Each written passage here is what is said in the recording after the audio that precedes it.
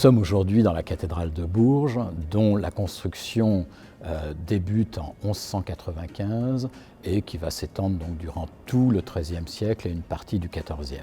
Comme toutes les cathédrales, nous imaginons très bien le nombre assez important d'ouvriers qui ont été nécessaires pour mener à bien cette édification. Ce sont 60 à 100 ouvriers qualifiés qui sont sur le chantier en même temps, donc beaucoup de tailleurs de pierre, mais aussi beaucoup de charpentiers. On a toujours un petit peu tendance à les oublier, les charpentiers. Beaucoup de manœuvres, donc des masses plus ou moins importantes de personnes qui viennent collaborer au transport des matériaux, plus ou moins bénévolement. Ce sont donc des ouvriers très qualifiés qui vont d'un grand chantier à un autre grand chantier.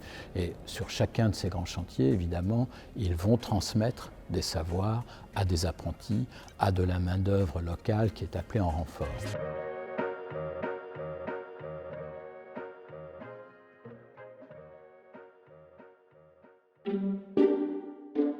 Nous avons dans les vitraux donc, du début du XIIIe siècle, nous avons des détails où l'on voit par exemple donc, des maçons au travail, dans l'élévation d'une tour, en train de brasser la chaux.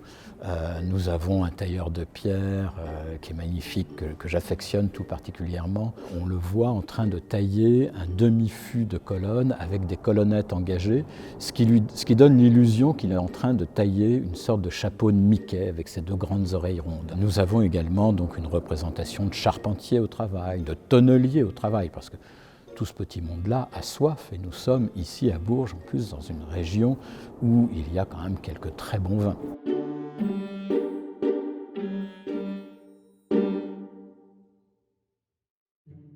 Le premier danger sur les chantiers, ce sont les chutes.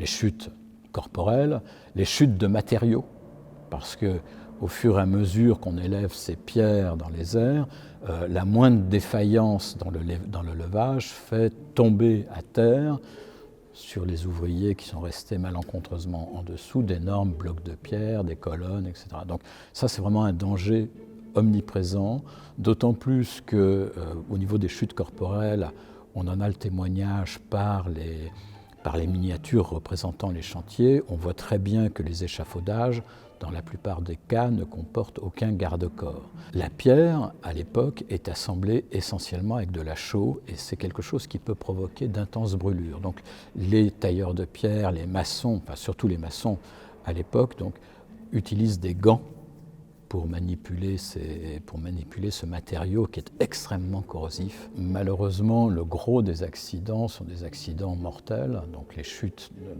des parties les plus élevées de l'édifice, ou même des chutes à l'intérieur. 4 mètres de chute, ça peut tuer son homme, c'est évident. Ou l'estropié, ce qui est finalement presque encore pire, puisque à l'époque n'existe absolument aucun organisme de protection sociale. Donc l'individu, l'ouvrier qui fait une mauvaise chute, il est laissé à la merci, à la générosité des institutions religieuses, qui sont le plus souvent quand même tout à fait généreuses, mais là il ne peut plus travailler. On n'a aucun système à l'époque qui permette de prendre en charge totalement cet inconvénient-là.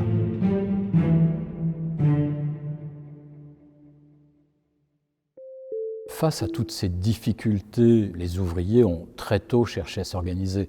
On a la trace donc, dans les ressources documentaires, donc des confréries, dans les communautés de métiers, donc les corporations, pour reprendre un terme qui n'apparaît qu'au XVIIIe siècle.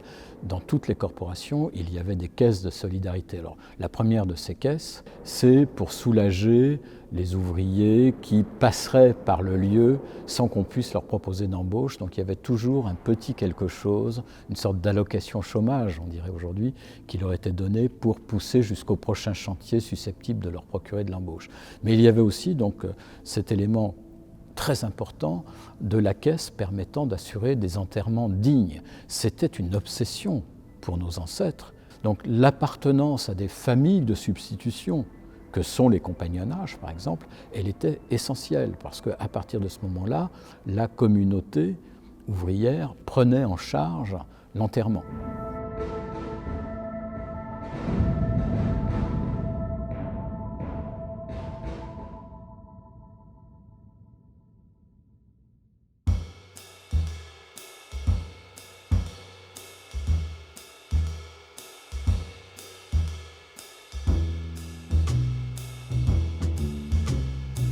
très tôt, probablement dès le XIIIe siècle, peut-être même avant, il y a eu donc des organisations dont nous n'avons pas conservé trace en France, mais qu'on voit très bien à l'œuvre en Allemagne. On en a des attestations documentaires dès la fin du XIVe siècle. On voit que les tailleurs de pierre, notamment, constituent des compagnonnages qui gèrent leur assistance mutuelle sur un chantier et qui gèrent les déplacements d'un grand chantier à un autre grand chantier avec des règles. L'existence d'organisations compagnonniques bien structurées va permettre peu à peu au droit du travail de se construire, puisque chez ces compagnons tailleurs de pierre germaniques, on en a la trace, il y a des statuts qui sont mis par écrit, puisqu'il y a un niveau culturel de la profession qui est quand même beaucoup plus important là aussi que ce que l'on a tendance à imaginer. Donc notamment donc en 1459 à Ratisbonne, l'actuel Regensburg, il y a une assemblée de toutes les loges d'Allemagne, et là on décide donc d'un certain nombre d'articles qui protègent par exemple les compagnons et les apprentis contre les abus des maîtres, et vice-versa. Et ça, c'est intéressant parce que ça montre bien que la profession porte un regard intelligent sur elle-même. Vice-versa, les maîtres sont également prémunis de certaines exigences exorbitantes des compagnons. Il y a par exemple l'invention du préavis. On ne met pas un ouvrier dehors du jour au lendemain, mais à l'inverse, les ouvriers n'ont pas le droit non plus d'abandonner leur patron comme ça du jour au lendemain. Alors, le préavis est très court à l'époque, c'est un préavis d'1 semaine, mais en tous les cas, ça ne peut pas se faire si ce n'est pas accompagné de la paye, accompagné donc du règlement de toutes les dettes.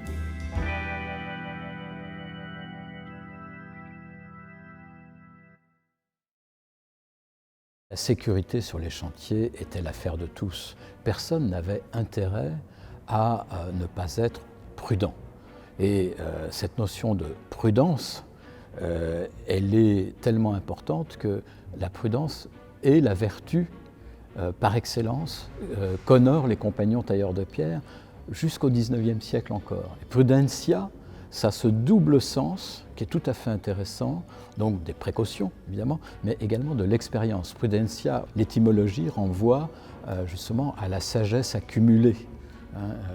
Nous en avons gardé dans la langue française les prud'hommes.